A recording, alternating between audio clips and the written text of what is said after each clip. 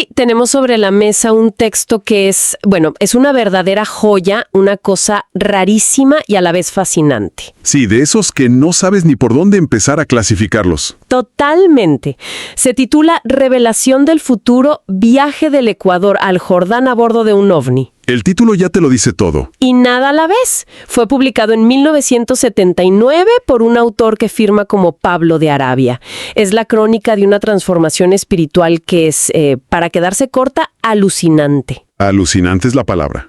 Nuestra misión hoy es meternos de lleno en el viaje de su protagonista, un hombre llamado Lisandro. Vamos a seguirlo desde su crisis de fe en Ecuador, pasando por un vuelo intercontinental en un platillo volador, Como tiene que ser. hasta una ceremonia de iniciación secreta en Jordania. Bueno, vamos a desglosar esta locura. Y es que la palabra locura casi se queda corta, ¿eh? Lo que hace a este material tan magnético es que es imposible de encasillar. No hay un género que le quepa. Para nada. Es como si el autor hubiera metido en una licuadora una autobiografía espiritual, un relato de contacto extraterrestre de los años 70 y un manual de una sociedad secreta. Y lo increíble es que la mezcla funciona. Funciona de maravilla. El objetivo aquí no es solo contar lo que pasa, que ya es bastante, sino entender por qué esta estructura tan extraña es la herramienta perfecta para el mensaje que quiere lanzar. ¿Y cuál es ese mensaje? Un mensaje de transformación radical, de morir para volver a nacer. Y esa mezcla de géneros es lo que lo hace tan atractivo desde la primera página. Empecemos por ahí, por el hombre detrás de la historia. Por Lisandro. El narrador se presenta de una forma muy cálida. Dice que tenía un corazón bueno como el pan y alegre como el vino. Una descripción encantadora. Sí, pero detrás de esa alegría había un conflicto enorme. Nos cuenta que creció en Ecuador con una educación jesuita súper estricta. Lo que uno pensaría que te da todas las respuestas de por vida. Un camino ya trazado, digamos. Claro, pero para él fue todo lo contrario. Fue la semilla de la duda. La paradoja de la fe impuesta. Totalmente. Él dice que empezaron a surgirle primeras dudas filosófico-religiosas. Se sentía en un callejón sin salida, atrapado entre el panteísmo, el racionalismo y un montón de ideas que en la iglesia de su época consideraba herejías. Estaba buscado por todas partes. Por todas partes. Y el golpe de gracia, lo que de verdad le rompe los esquemas, es cuando se topa con Darwin. Claro. el gran fantasma de la fe del siglo XIX y XX. Exacto. La idea de que no somos el centro de una creación especial, sino parte de un proceso evolutivo. Y eso, para alguien con esa formación, es un terremoto. Un terremoto, para él, choca de frente con su idea de una emanación creadora divina y perfecta. Describe esa sensación como una vanidad heredada que se le cae a pedazos, dejándolo con un sentimiento de vacío existencial tremendo. Y este es el gancho perfecto. Es el arquetipo clásico, el del buscador que vemos en todas partes, desde Luke Skywalker hasta Neo en Matrix. Totalmente.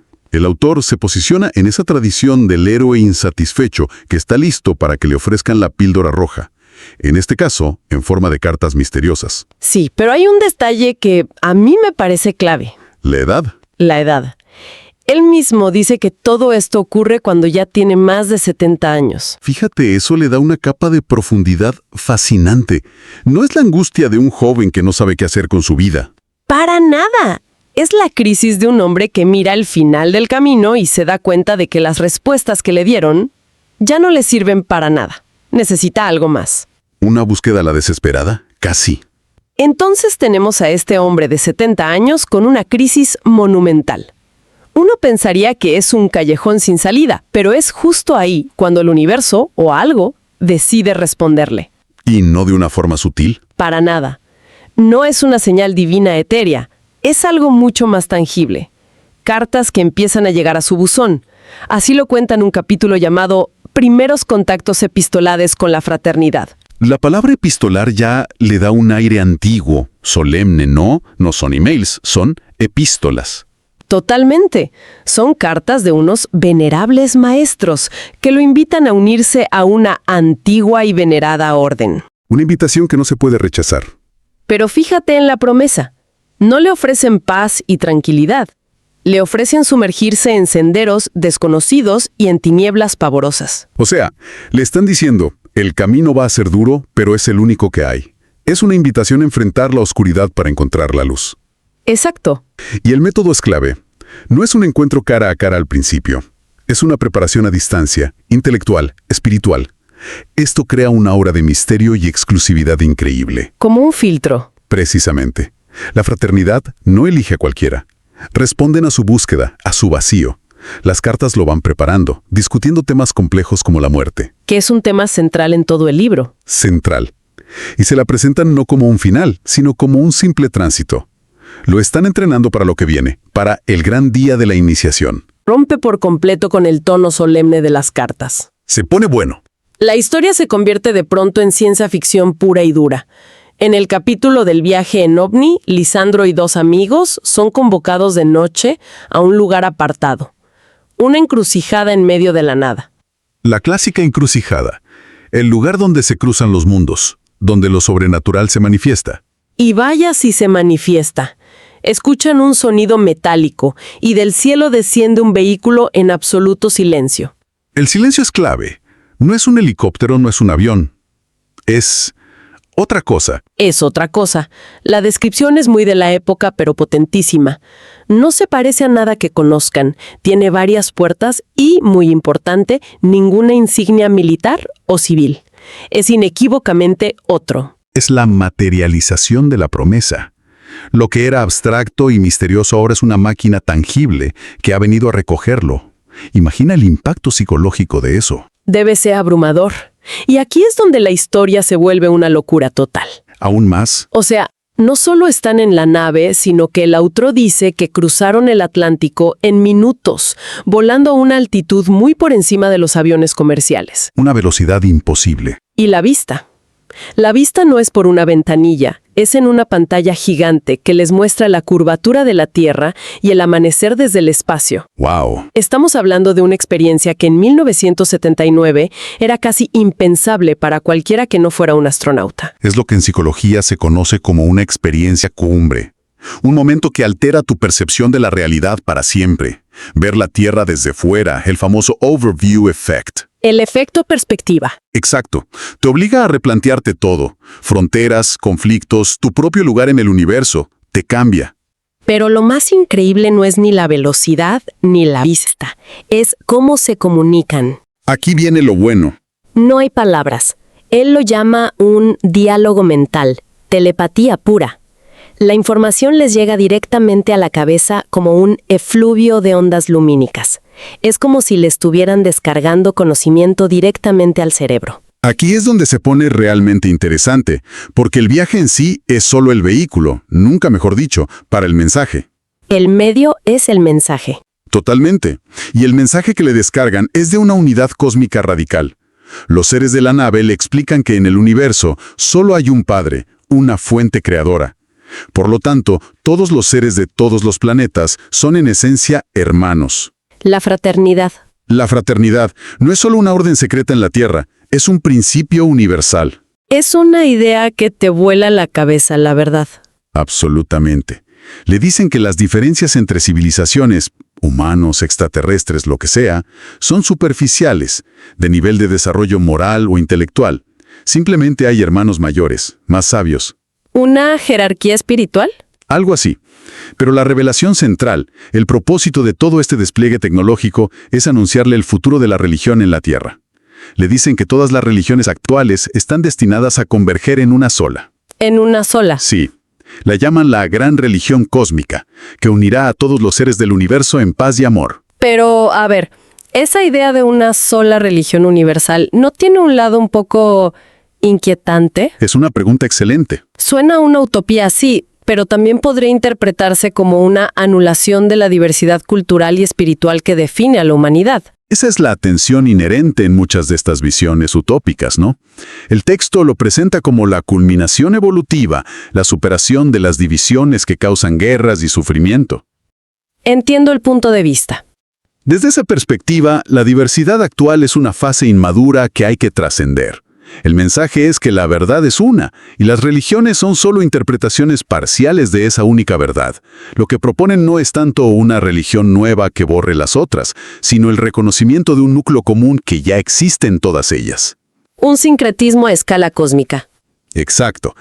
Pero claro, el riesgo de que una visión así se convierta en un dogma totalitario siempre está ahí. Es un filo muy delgado. Un mensaje de esa escala necesita un escenario a la altura. Y el destino del viaje es precisamente eso. Aterrizan en un lugar muy especial. Aterrizan en Jordania, a orillas del río Jordán, en un lugar que identifican como una casa de María Magdalena. El simbolismo es abrumador. El Jordán, el río del bautismo, de la purificación y el nuevo comienzo. Y María Magdalena, la discípula a la que, según textos apócrifos, se le revelaron secretos profundos. No podían haber elegido un lugar más cargado de significado. El lugar en sí es austero, casi monacal. Jardines, una piscina para purificarse y un gran salón ceremonial. Todo preparado para el gran momento. Y ahí es donde ocurre el clímax de todo, la iniciación. El ritual es puro teatro sagrado. Empieza con lavatorios de manos, meditaciones. La preparación, bajar las revoluciones del mundo exterior y abrirse a lo que va a suceder. Y entonces, la música. Unos coros de una maravillosa dulzura que los sumen en un sueño hipnótico y tonificante. Una forma de alterar la conciencia, de hacerlo más receptivo. Y en ese estado, lo llevan al centro del salón, donde hay un catafalco blanco. Allí le dicen sin rodeos el propósito del ritual. Su vieja personalidad debía ser sepultada.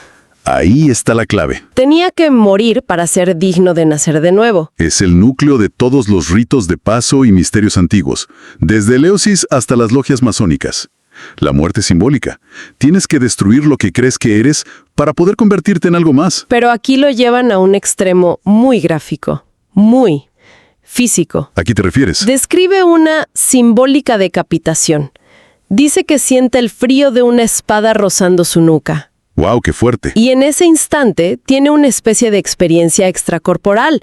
Se ve a sí mismo tirado en el catafalco, como un cadáver. La vieja personalidad, el ego de Lisandro, ha muerto. Es el final de su búsqueda. La muerte del buscador. Y después de un silencio sepulcral, una voz resuena. Lázaro, levántate. Y él se reincorpora sintiendo que acaba de nacer a una vida completamente nueva. La elección de Lázaro, levántate es una genialidad narrativa, ¿eh? Es un comando que evoca resurrección, un poder que vence a la muerte. Es una referencia directa y muy potente. Al usar esa frase, la fraternidad no solo está iniciando un nuevo miembro, se está posicionando en la misma línea que las grandes tradiciones de milagros y transformación. Están diciendo, nosotros también tenemos las llaves de la vida y la muerte. Y todo conecta con su crisis inicial. Todo. Es la muerte del ego, de la vanidad heredada de la que hablaba al principio. Para nacer como un ser cósmico, el hombre de 70 años, lleno de dudas, tenía que ser simbólicamente ejecutado. Y tras resucitar, viene el compromiso, un juramento solemne. El pacto. Lealtad, obediencia, servicio y, lo más importante, alcanzar la iluminación. Y para que no quede duda de la seriedad del asunto, sella el juramento con una gota de su propia sangre sobre el pergamino. Un pacto de sangre en toda regla. Un compromiso total. La sangre es el símbolo de la vida misma. Al dar una gota de sangre, está entregando simbólicamente su existencia entera a esta nueva causa. Ya no hay vuelta atrás. Ha completado el ciclo. De buscador incierto a iniciado comprometido. Ya es uno de ellos. El libro podría terminar ahí. Sería un final perfecto. Pero el autor añade un último capítulo que funciona como un manual de esta nueva vida. Las instrucciones de uso del nuevo Lisandro. Algo así. Se titula Algunos extractos de las sagradas epístolas y es básicamente la doctrina de la fraternidad destilada en aforismos. Son las reglas del juego para el nuevo ser en el que se ha convertido. Exacto. Hay ideas sobre el tiempo, por ejemplo. La vida se divide en 3 épocas, la que fue, la que es y la que será. Te dice que no te quedes atascado en el pasado y te advierte que el presente es demasiado corto y constantemente está escurriéndose. Es un llamado a vivir aquí y ahora. Una filosofía muy cercana al mindfulness o a ciertas corrientes del budismo, pero empaquetada en un contexto esotérico occidental. Y por supuesto, hay frases que son un eco directo de su iniciación. A ver. Para vivir hay que morir, pues solo la muerte llevará al nacimiento y a una nueva vida. Y luego preceptos éticos que podrían estar en cualquier libro de sabiduría, ¿no? Que venza la mentira mediante la verdad, que venza la avaricia mediante la liberalidad. Si unes todas las piezas, lo que tienes es un sistema de creencias muy completo. Se basa en la evolución espiritual a través de la reencarnación, o al menos de ciclos de muerte y renacimiento. Pone el foco en liberarse del pasado, vivir de forma ética y sobre todo perder el miedo a la muerte. Cierra todo el círculo. Y hay un detalle final que lo ata todo, y que me parece crucial. ¿Cuál? La afirmación de que este conocimiento no se vende. El texto lo dice claramente. La verdad no se vende, se la recibe y se la da gratis. Y lanza una advertencia contra las organizaciones que lo único que hacen es esquilmarles. Un ataque directo a los gurús y a la comercialización de la espiritualidad. Precisamente. En los años 70 esto ya era un tema, y hoy es una industria multimillonaria. Al declararse gratuitos, se otorgan a sí mismos un sello de autenticidad. Claro. Se posicionan como guardianes de un saber puro, no contaminado por el dinero. Es una jugada maestra para generar confianza y diferenciarse del resto del mercado espiritual. Entonces, para recapitular este viaje increíble, partimos de la crisis existencial de un hombre en Ecuador. Un hombre de más de 70 años. Lo seguimos en un vuelo en ovni que le revela el futuro de la humanidad y lo vemos morir y renacer en una ceremonia secreta a orillas del Jordán. Una historia completa. Es una mezcla explosiva de búsqueda personal, ufología y esoterismo. La narrativa teje un camino de salvación que es a la vez íntimo y cósmico, usando tecnología futurista y rituales ancestrales para ofrecer una promesa grandiosa. Una humanidad unida bajo una sola fe de amor universal. Exacto, y aunque el libro sea de 1979, las preguntas que lo mueven son de hoy, de mañana y de siempre. La sensación de vacío, la búsqueda de un propósito que nos trascienda, eso no ha cambiado nada. Sigue siendo la gran pregunta humana. Y esto nos deja con una reflexión final para quien nos escucha. Da igual si uno lee esto como un hecho literal, como una visión mística o como una alegoría muy bien construida. La pregunta de fondo sigue ahí, resonando. ¿Y cuál dirías que es esa pregunta? Si la humanidad, como le dicen estos mensajeros cósmicos, está de verdad en un camino evolutivo hacia la unidad y la superación de sus propias divisiones, ¿qué papel juegan historias como esta? Interesante. ¿Son solo reliquias de una época más crédula? ¿Curiosidades para coleccionistas de lo extraño? ¿O son algo más? Podrían ser una especie de mapas simbólicos que reflejan un anhelo humano que no se va nunca. ¿El anhelo de qué? El anhelo profundo de sentir que no estamos solos, de tener un propósito y de finalmente entender cuál es nuestro verdadero lugar en el cosmos.